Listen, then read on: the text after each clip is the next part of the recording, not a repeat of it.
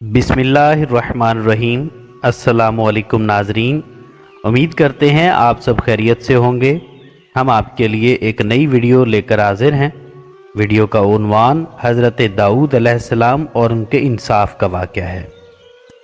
کہانی شروع کرنے سے پہلے ہمارے چینل فیکٹ امپیکٹ سٹوریز کو لائک کریں، شیئر کریں اور سبسکرائب کریں اور بیل کے آئیکن کو دبانا مت بھولیے۔ تو چلیے اب اپنی کہانی کی طرف بڑھتے ہیں، سماعت فرمائیں۔ یروشلم کے ایک قدیم شہر جو اب یہودیوں کی ملکیت ہے، وہاں ایک داؤد نامی عقل مند اور انصاف پسند حکمران رہتا تھا، جسے بہت سے لوگ حضرت داؤد کے نام سے جانتے ہیں۔ ان کے دور حکومت میں انصاف کے لیے غیر متزلزل عزم کا اظہار کیا گیا تھا، اور ان کے لوگ نہ صرف ان کی فوجی صلاحیت بلکہ ان کی انصاف پسندی اور ہمدردی کے لیے بھی ان کی تعظیم کرتے تھے۔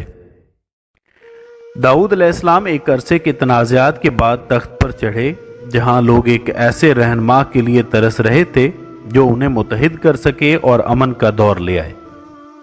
اپنے والد کے سب سے چھوٹے بیٹے کے طور پر وہ الہی حاکم کے ذریعے منتخب کیے گئے۔ کیونکہ اس کا دل خالص اور ان کی روح مضبوط تھی، جب سے انہوں نے اپنا عہدہ سنبھالا، داؤد نے عدل و انصاف کے ساتھ حکومت کرنے کی کوشش کی۔ ایک دن جب سورج نے اپنی سنہری کرنیں شہر پر ڈالی تو دو آدمی شاہی دربار میں پہنچے۔ وہ مشتعل اور پریشان تھے، ان کے چہروں پر مایوسی چھائی ہوئی تھی، اور جلد ہی یہ خبر داؤد علیہ السلام کے کانوں تک پہنچ گئی۔ دونوں بھائی خون کے ذریعے اپنے والد سے وراثت میں ملی زمین کے ایک ٹکڑے پر جھگڑ رہے تھے۔ ہر ایک نے حق ملکیت کا دعویٰ کیا اور ان کی آوازیں محل کے حالوں میں گونجنے لگیں، جس سے اس سکون کو خراب کرنے کی دھمکی دی گئی جسے قائم کرنے کے لیے داؤد نے بہت محنت کی تھی۔ عقل مند بادشاہ نے دونوں بھائیوں کو دربار میں بلایا، جہاں وہ اپنے تخت پر بیٹھ گئے، جو کہ اختیار اور غیر جانبداری کی علامت ہے۔ کمرے میں خاموشی چھا گئی۔ جب داؤد نے انہیں پرسکون اور ناپتی ہوئی آواز میں مخاطب کیا کہ مجھے اپنی کہانی سناؤ، تو ان کی آنکھیں ہمدردی سے بھر گئیں۔ بڑا بھائی، جس کا نام جلال تھا، پہلے بولا، اے مہاراجا، ہمارے والد ہمارے لیے زمین کا یہ ٹکڑا چھوڑ کر چلے گئے۔ اس میں ہمارے بچپن کی یادیں ہیں، اور اب میرا چھوٹا بھائی کریم ناحق اسے اپنا ہونے کے دعویٰ کرنا چاہتا ہے۔ انصاف کیجیے۔ کریم نے آنکھوں میں آنسو بھرتے ہوئے جواب دیا کہ جناب عالی، یہ زمین میری ملکیت ہے۔ ہمارے والد نے اپنے آخری ایام میں اسے میرے سپرد کر دیا تھا، اور میرا بھائی مجھ سے میری میراث چھیننے کے در پہ ہے۔ سچائی اور انصاف کے ساتھ حکومت کیجیے۔ داؤد علیہ السلام نے غور سے سنا۔ ان کا دل ان کی شکایات کے بوجھ سے بھاری تھا۔ ایک لمحے کے غور و فکر کے بعد انہوں نے ایک ایسا حل تجویز کیا جس سے متنازعہ زمین کے حقیقی مالک کا پتہ چل جائے۔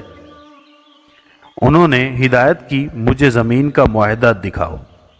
بھائیوں نے گھبرائی ہوئی نظروں کا تبادلہ کیا، یہ سمجھتے ہوئے کہ انہوں نے ایسی دستاویز پر غور نہیں کیا۔ درباریوں نے تجسس سے دیکھا، کیونکہ دونوں بھائی اس عمل کی تلاش میں نکلے جو ان کی قسمت کا تعین کرے۔ جب وہ اپنے گھروں کی تلاشی لے رہے تھے تو بھائیوں نے بازار میں ایک کمزور اور بوڑھے آدمی کو ٹھوکر مار دی۔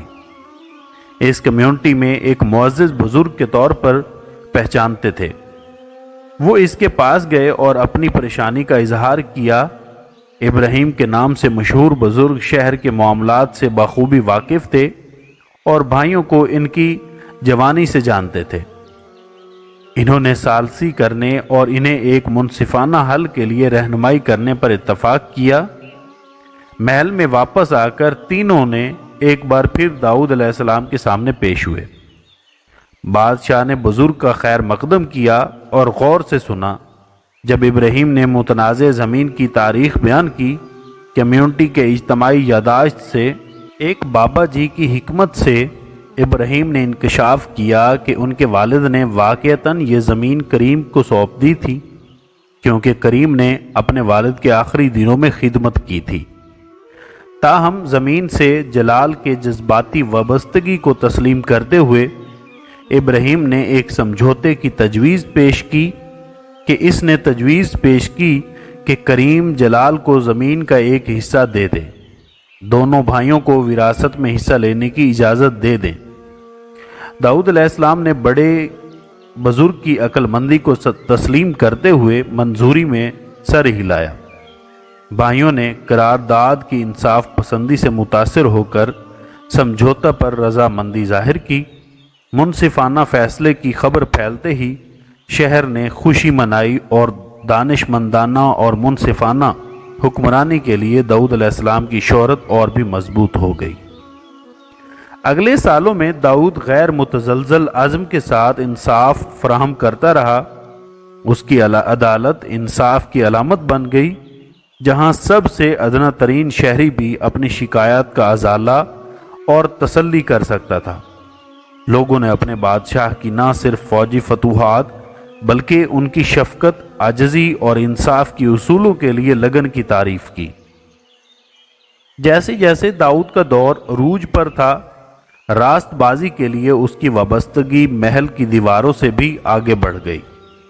انہوں نے اخلاقی اقدار اور اخلاقی طرز عمل کی اہمیت پر زور دیتے ہوئے نوجوانوں کو تعلیم دینے کے لیے اسکول قائم کیے تھے۔ اس کی تعلیمات تنگ گلیوں اور ہلچل سے بھرے بازاروں سے گونجتی تھی، جس نے ایک نسل کو انصاف اور ہمدردی کی خوبیوں کی تقلید کرنے کی ترغیب دی۔ پھر بھی قیادت کی آزمائش صرف گھریلو معاملات تک محدود نہیں تھیں۔ داؤد کو بیرونی خطرات کا سامنا کرنا پڑا، کیونکہ پڑوسی ریاستوں نے اس کی حکمرانی کی طاقت کو جانچنے کی کوشش کی۔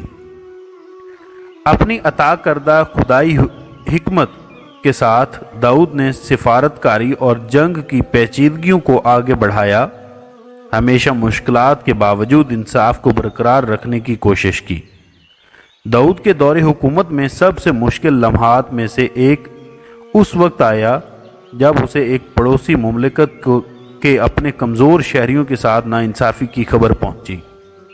اس سرزمین کے بادشاہ نے لالچ اور تکبر میں اندھا ہو کر کمزوروں پر ظلم کیا اور مظلوموں کی فریاد کو نظر انداز کیا۔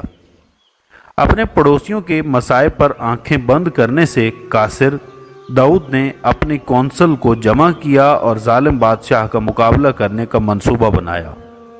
اس نے امن اور انصاف کا پیغام دینے کے لیے ایلچی روانہ کیے، ظالم پر زور دیا کہ وہ اپنے اعمال کے نتائج کا سامنا کرنے سے پہلے اپنی روش بدل لے۔ تاہم ظالم بادشاہ نے داؤد کی انصاف کی درخواست کو مسترد کرتے ہوئے سرکشی کے ساتھ جواب دیا۔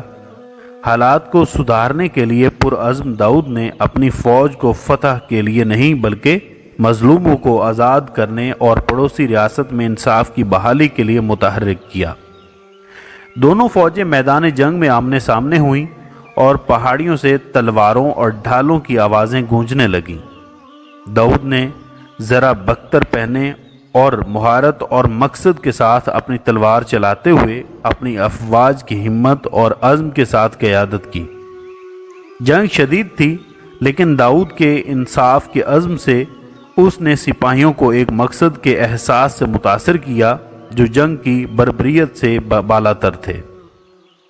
جیسے ہی خاک چھن گئی اور جابر بادشاہ کی فوجیوں کو شکست ہوئی، داؤد فتح شدہ شہر کے سامنے کھڑا ہو گیا۔ سخت سزائیں دینے کی بجائے اس نے ہمدردی اور مفاہمت کا راستہ اختیار کیا۔ ظالم بادشاہ کو موقع دیا گیا کہ وہ اپنے کیے پر توبہ کرے اور عدل و انصاف کی راہ کی اختیار کرے۔ جیسے جیسے سال گزرتے گئے، داؤد کا دور انصاف اور خوشحالی کا سنہری دور بنتا رہا۔ یروشلم کا شہر اس کے دانش مندانہ اور ہمدرد حکمرانی کے تحت ترقی کی منازل طے کرتا رہا، اور اس کی میراث تاریخ کی تاریخوں میں برقرار رہی۔ لوگوں کے دلوں میں حضرت داؤد کی عدل الہی کی علامت اور اخلاقی اصولوں کی رہنمائی کا نمونہ بن گئے۔ اس کی تعلیمات اور اعمال نے آنے والی نسلوں کو متاثر کیا۔ शहर और इसके बाशिंदों के इज्तमाई शऊर पर नकूश छोड़े और इस तरह यरूशलेम के कदीम शहर में हज़रत दाऊद का इंसाफ गालिब हुआ, जो मुसीबत के वक्त रास्तबाजी की पायदार ताकत का सबूत है। उनकी मिरास न सिर्फ तारीख की सफ़ात में ज़िंदा रही बल्कि इन लोगों के दिलों में भी ज़िंदा रही जिन्होंने इंसाफ, हमदर्दी और आजिज़ी की इन खूबियों की तकलीद की जिससे उनकी शानदार दौरे हुकूमत की तारीफ़ की। उम्मीद करते हैं दोस्तों आपको ये फ़र्ज़ी कहानी अच्छी लगी होगी और मज़ीद इस तरह की कहानियाँ सुनने और देखने के लिए हमारे चैनल फैक्ट इम्पैक्ट स्टोरीज़ के साथ जुड़े रहिए और मिलते हैं नेक्स्ट वीडियो में। तब तक अल्लाह हाफिज़।